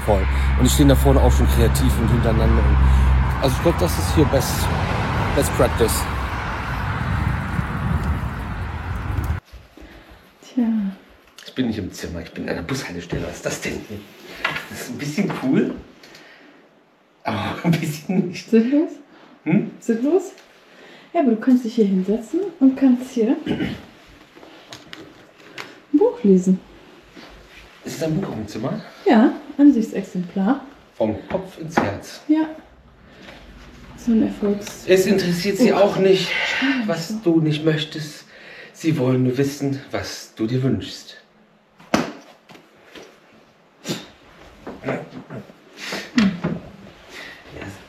Kann das was? Oder ist das ja, das habe ich auch schon versucht. Guck mal da. Ich habe es auch schon halb abgerissen. Das ist leider kein Kühlschrank. Wow. Oh Gott. Und jetzt ist die Hand weg? Nein. Du bist so schlecht. Oh Gott. Dann eher so ein Christian Fahler-Effekt. So. Was ist das? Was hast du? Ja, so ein Schuhschwamm. Also, Alter, ich hätte gerne so einen Schuhschwamm zu Hause. Ja, aber ich finde, das ist schon irgendwie cool. Wir machen eine kleine Roomtour. Zack, boom. Offensichtlich. Ja, das Zimmer ist echt cool. Also hier hast du hier dann so. Very big bathroom. Sind die Glasablageflächen, die sind nicht rechteckig, deswegen sehen die aus, als ob die nach unten abfallen. Ne? Das ist verwirrend. Aber das ist auch schön. Ja, ich bin irgendwo im Fernsehen. Da hat aber auch jemand drauf gesetzt. Kannst du, Oder Schreibtisch ist cool. Ja, auch schön groß. Telefon da. Gibt sogar noch ein Telefon. Da wir jetzt nah bei Berlin sind, glaube ich, du kommst direkt im Führerbunker aus. Natürlich. Treasure. Bibel. Was ist denn heute Nee, wichtig? komm. Vater, dein Name werde geheiligt, dein Reich komme, unser täglich Brot gib uns heute Ach, Tag guck für mal. Tag und vergib uns unsere Sünden. Nicht, wir vergeben uns Da allen. bist du schon beim Vater unser? Nein, das ist einfach nur so ein. Hier. Ja. Das Ja, ist aber auch. das ist ein Teil vom Vater unser. Ja, aber abgewandelt. Nein, Doch, klar. Das geht doch anders. du bist evangelisch, du weißt gar nicht, wie das geht. Ich bin gar nichts mehr. Nee, ist auch lustig. Sessel. So großen Raptora kriegen wir nicht zu sehen von hier aus, oder? Ja, aber Nur die Wir Autobahn. sind hier an der Terrasse, ne? Ne, wir sind nicht an der Terrasse, Gott sei Dank. Und dann riecht es immer noch Rauch. Was fliegt denn hier alles rum? Ja. Ah, nee. Ja, was jetzt nicht so cool ist, sind im Best Western, Airport, Potsdam, Berlin. Was ist das? Best Western Premier Airport Hotel Berlin Schönefeld. Sage ich ja. Ich habe kurz draußen gestanden, damit ich einchecken kann, weil man nirgendwo hier halten konnte. Und die Tiefgarage, habe ich ja gerade gesagt, ist voll. Aber das war auch so, ja, die Tiefgarage ist übrigens voll. Und dann hat Uschi gesagt, ja, wo sollen wir jetzt hin?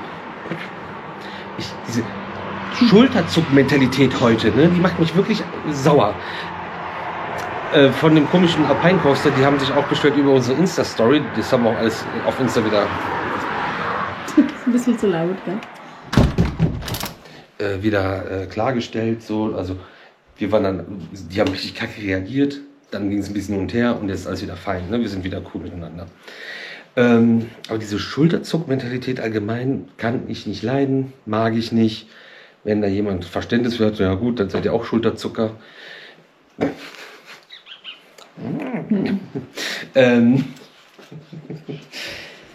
Genau. Dann habe ich gesagt, Uschi hat sich gestresst. Ich so, hey, ich habe so viel Parkplätze schon unterwegs gesehen. Ich bin mir so ein Nismo-Racer. Und jetzt haben wir uns da auf die Wiese gestellt und dann kam gerade ein Audi vorbei, Münchner Kennzeichen. Und die haben schon so geguckt, als wir da standen. Ich sag, die kommen auf jeden Fall jetzt hier hin. Die sind aber erst vorbeigefahren, sind hindurchgefahren. Da sind dann 3 Parkplätze frei gewesen. Die sind aber für Berechtigte. Und dann haben die gedreht, sind auch zu uns gekommen und haben auch gesagt, ey, das geht ja gar nicht und das ist cool, da können wir alle stehen, das ist für alle fein. Genau. Aber ich finde diese Art und Weise von dem Hotel wieder total dumm und unpassend. Weiß ich nicht. Also, da steht denen nicht so gut, weil das Zimmer ist schön, Lobby ist schön, du hast eine Terrasse da unten, Café, Bar, Bistro, dies, das. Das ist echt ein cooles Zimmer. Schön geschnitten, schön groß, schön hell, schön ausgestattet. Das gefällt mir echt richtig gut. Also für mich ist ich finde diese Einrichtung ist mir zu altmodisch. Ich mag das lieber, also dieses Holz. Ja, das gefällt mir nicht, das ist so klassisch Hotel-Style. Aber ansonsten ist hier alles gut, auch sehr gepflegt. Hier die Ecke, die ist komplett ab. Ja, aber ist trotzdem gepflegt noch, ne? Das ist einfach, wenn man hier so langräumt. Es ging nicht um den Pflegezustand, es ging um alt. Aber hier ist eine Schlüsselablage. Ja, genau. So, sieht man auch Raptor. Das funktioniert ja toll. So. Ist jetzt auch schon, wie spät haben wir es jetzt? Warum trinkst du jetzt? Was ist hier los? 20 vor 10. Morgen geht's weiter. Ja, das war's. Und dann machen wir uns jetzt mal hier in Feders rein, ne? Ins Fessos. Ich wollte noch was arbeiten, aber ich glaube, das wird auch nichts mehr. Das macht keinen Sinn. Also ich so. mache noch Kommentare und so ein Kram, aber ich pack nicht mehr den Laptop aus. Ich mach mal hier die Dach auf eine Tür vorbei. Hier. Da ist der Kühlschrank. Da ist er. Ich habe es eben noch gedacht, weil ich da oben gerade eine Lüftung gesehen habe.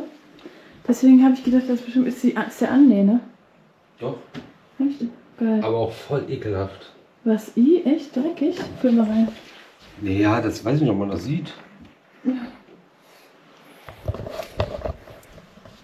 Ja, doch, ich weiß es nicht. Nicht so schön.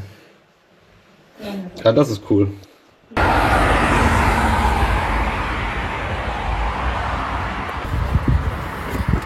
Bist du stark? Nee. Was machst du hier im Busch? Parken. Aber ich habe ja auch Parkfreunde gefunden, aber die sind alle schon wieder weg. Und jetzt? Jetzt fahren wir zum Naturbob, der früher mal von Metallbau Hacksteiner war, aka Mountain Innovations, vor unserer Nase kaputt gegangen ist. Wirklich, der war unten, war der noch in Ordnung, wir haben ihn oben anfunken lassen, Seilbahn hochgefahren, kaputt gegangen, nie wieder eröffnet. Und inzwischen haben die eine neue Anlage von Wiegand. Ohne Wiegand will hier niemand und wir fahren jetzt nach Berlin-Marzahn, um den Naturbob zu fahren. Berlin-Marzahn und Naturbob matcht auch irgendwie nicht in meiner Welt. Damit starten wir jetzt. Genau, Frühstück gab's von gestern Abend, den Rest. Dann fall doch mal. Aber ohne mich nicht.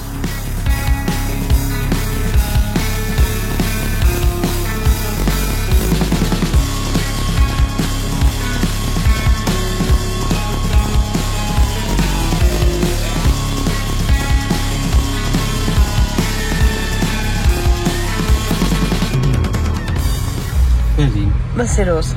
Nix, das ist ja das Problem.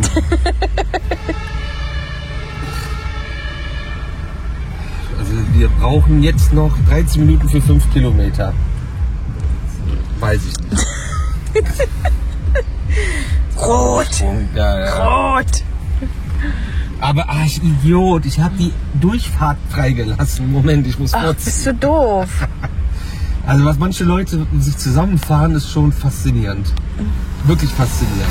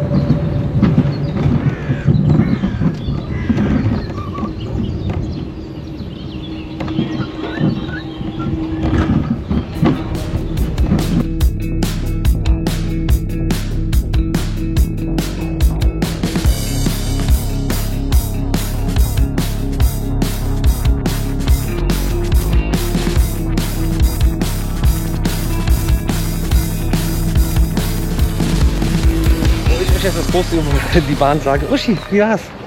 Frech. 6,50 €? Das waren doch keine 30 Sekunden, oder? Die Abfahrt. Nee. Und dann diese Bremse am Ende. Nee.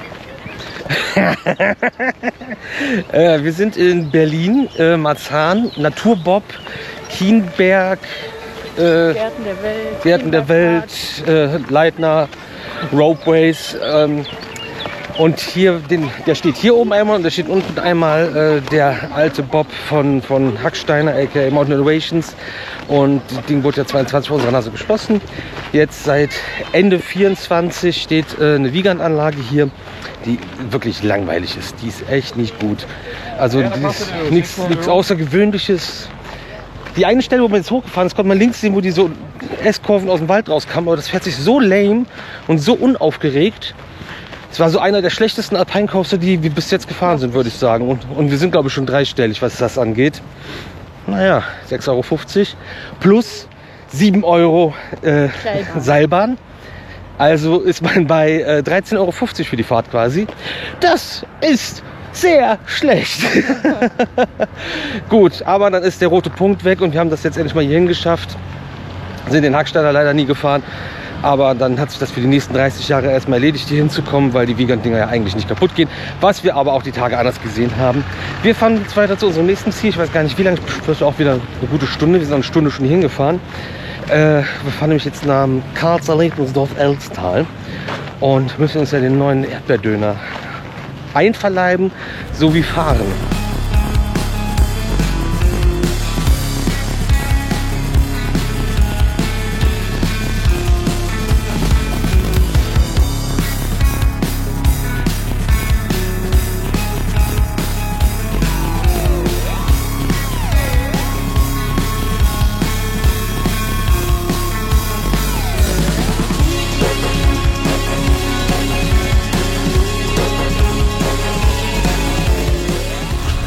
Viel Spaß beim Einsteigen. Ja. Junge!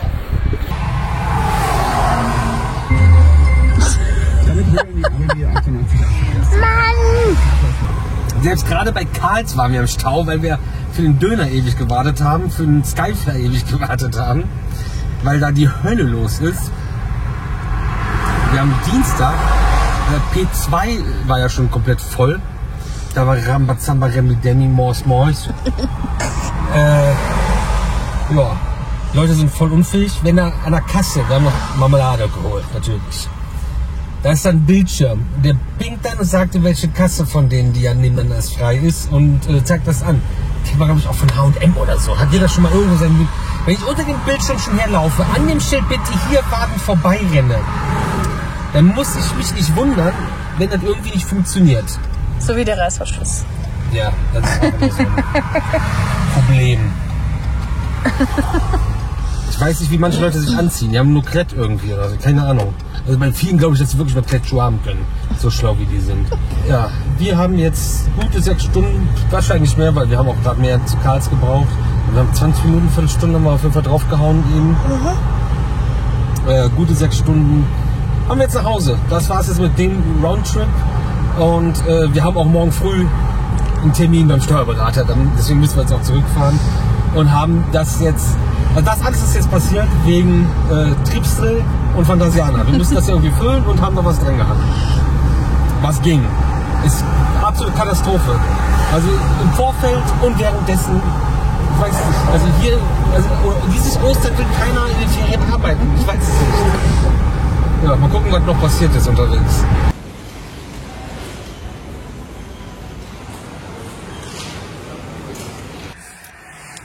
Ja, ein weiterer Part, den man irgendwie nicht so viel zeigen kann auf so einem Trip. Das muss auch noch gemacht werden zwischendurch. Bros nicht zeigen können, was wir auch nicht zeigen, wenn wir die ganze Zeit hier telefonieren wie die Bekloppten, was wir ziemlich viel auch machen, wenn wir fahren. A, kann man Telefonate schlecht zeigen und B, auch nicht unbedingt alles, was mit wem, also nicht unbedingt jeden mit, ach, ihr wisst, was ich meine. Ja. Das machen wir jetzt und dann fahren wir nochmal tanken. Wir brauchen noch ein bisschen was. Warte.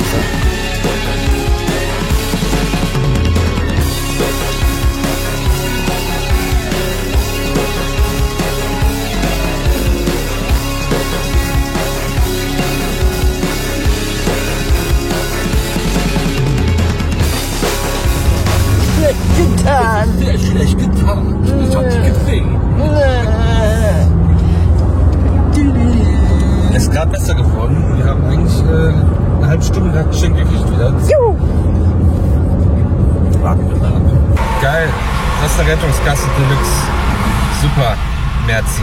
Hallo. Hallo. Wir sind immer noch auf der Autobahn. Ja. Wir sind aber nicht viel weiter gefahren als von der 1A Rettungsgasse. Hä? Wir hatten jetzt, keine Ahnung, ich weiß gar nicht, wie lange wir uns gestanden haben, für 3 Unfälle auf dem einen Stück Autobahn. Das war klasse. Aber es wird doch wieder her und her, keine Sorge.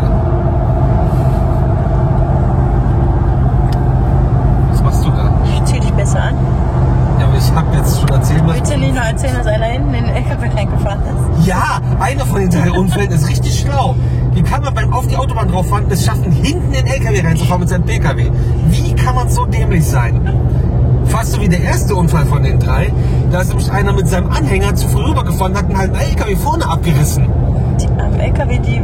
Ja, das sind aber dann immer für die Statistik LKW-Unfälle. Aber nur weil die ganze Zeit Leute da reinfahren, das ist ja genauso in Autobahnen. Das ist ja gang und gäbe, dass Leute nicht wissen, wie breit ihr Auto ist oder denen das egal ist, wie breit ihr Auto ist, beziehungsweise was auf den Schildern steht. Wenn da 2,10 Meter, 2,20 Meter steht, interessiert ja keinen, wird ja gefahren. Oder wenn man Menschen mit Bedürfnissen transportiert, dann werden die Spiegel eingeklappt, da haben wir auch schon alles gesehen. Und wenn du dann mit deinem viel zu breiten Fahrzeug, was da auf der Spur nicht fahren darf, ein LKW kollidierst, weil du mit deinem viel zu breiten Fahrzeug auf der viel zu schmalen Spur da reinfährst, kriegt der Teilschuld. Obwohl der nichts dafür kann. Was ist das bitte? Also wirklich, ey. Aber hier A2 ist wirklich, da kannst du eine Serie draus machen. Du musst nur den ganzen Tag rauf und runter fahren und kannst alles mit Material füllen. Es ist eine Katastrophe. Ja, Leute, was soll ich sagen? Wasserschutzgebiet, bitte benutzen Sie die Toilette. Und was macht gerade ein Vater? Sein Nachkömmling die Hose mitten auf dem Weg runterziehen. Oder Nachkömmling, weil das dann so gehalten wurde, um hinter den Mülltonnen zu pinkeln. Wo die Bierpullen draufstehen, Säcke, ey. Das ist so abartig, Alter. So Leute musst du sofort die Kinder wegnehmen. Hier der Kollege, der mit seinem, hier da vorne, der viel zu großen Auto durch die Baustelle gerade über uns gefahren ist, ja. Der hat jetzt das Handylicht vorne an. Oh. In seinem Navi. Oh. Er bietet. Ja, ist jetzt soweit. Also, das sollt ihr nicht so jetzt... Nee, das hat mich jetzt überrascht. Ja, genau. Da habe ich jetzt nicht mit gerechnet. Er liegt hier auch gerade. Ja, Tatsache. Am Teppich.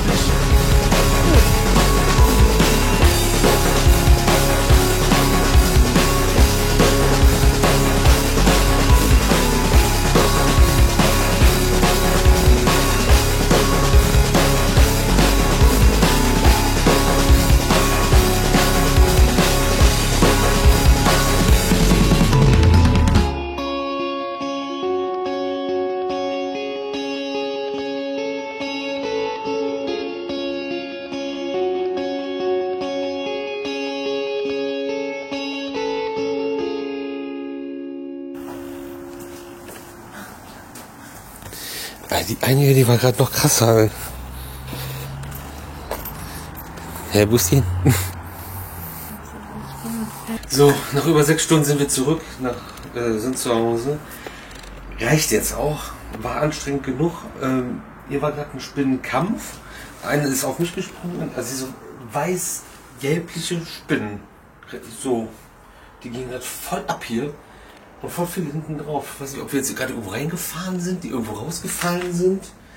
Wir machen halt Spinnen auch nicht weg, aber die kennen wir noch nicht. Ich versuche an den Koffer zu kommen. Wenn ich das nicht überlebe, habt ihr das Video nie gesehen. Wenn ihr das Video gerade gesehen habt, dann habe ich es überlebt. Das steckt auf Akku, ey. Das ist genau da, wo ich hin muss. Hast du Angst vor der? Die eine hat schon ein Gesicht gehabt, deswegen. Warte mal, wo ist sie denn? Da sind überall Fäden an. Was ist denn das? Nee, sie greift mich an. Ja, die eine hat mich eben angespinnenfadet. Spider-Man. Haben wir alles Wichtige raus? Ja. Gut. Dann vielen Dank fürs Zuschauen. Gute Nacht.